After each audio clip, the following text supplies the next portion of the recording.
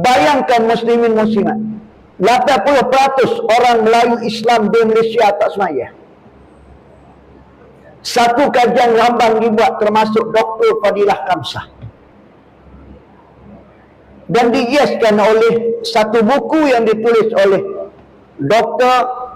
Doktor melupa nama dia, tetapi dia adalah mantan pegawai penasihat agama Sultan Terengganu.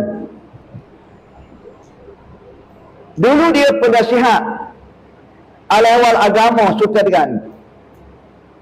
Sekarang ni dia jadi jawatan kuasa, orang kuat di Masjid Tueku di Kuala Terengganu.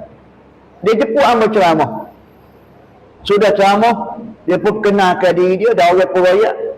Dia pun mengatakan, dia pun bagi satu buku yang dia tulis. Dia kata, Ustaz rakyat tu, dia kata, Ustaz baca buku saya. Memang jelas sungguh, ada.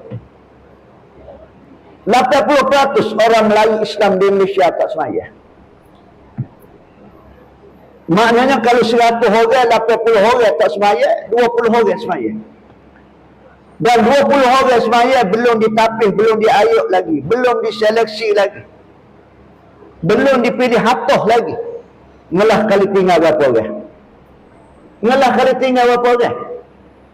Bila manusia tidak sujud dan lapuk pada Allah Ta'ala, nak kacau integriti.